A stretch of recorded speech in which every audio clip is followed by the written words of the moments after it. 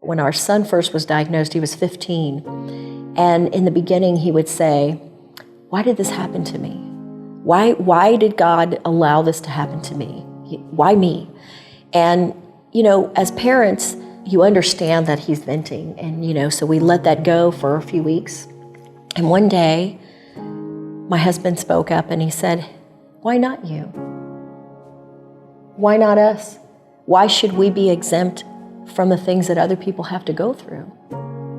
My name is Charon Thompson. My story of hope started about a year ago. In July of 2020, my son was diagnosed with osteosarcoma, or bone cancer. We had just done an upgrade on our insurance policy a month prior to his diagnosis, and the first week of December, we received a letter in the mail saying that they denied all charges for his cancer treatments and that we were on our own. First, we did get a lawyer. We tried to fight that, but we soon found out that that was within their legal right to deny our claims because our initial visit was within the grace period of the upgraded policy, which is technically a new policy. So it was a technicality, but it was a horrible one. It ultimately changed our entire life. We almost lost our home.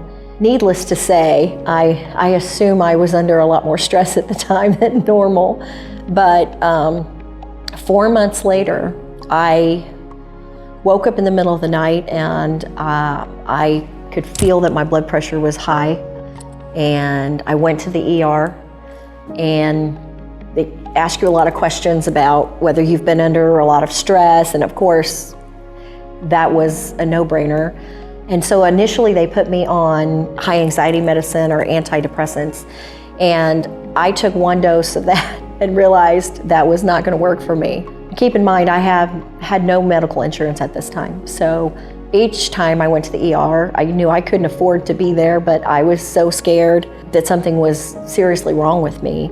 At my 4th ER visit, the 4th time I went in, same symptoms, high blood pressure. For the first time, I got to talk to a social worker, and she is actually the one that said, "Hey, there's a clinic in Avon called Hope, and I think you should go there."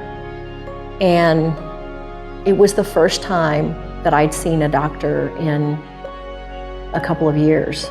The first time and it was a little intimidating at first, a little embarrassing, because I'd never been in a position like that before where I had no medical insurance. I didn't know what to expect, and the ladies there were so amazing and so kind. And the doctors that I've seen several different doctors. I've utilized the counseling option for obvious reasons. Anything that I've needed medically, I've been able to do at Hope. And I feel that it's more than just the health care part of it. It's the piece of feeling like you have a place to go when something is wrong, a place where people know your name. There are not enough words of gratitude in the English language.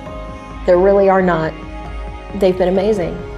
For me, it was as simple as a little bit of high blood pressure and maybe some high cholesterol, changing my diet, getting on some basic medications, and I believe that it all ultimately saved my life. And life happens to people, and it doesn't discriminate. And at the end of the day, my son is in remission, and nothing else matters.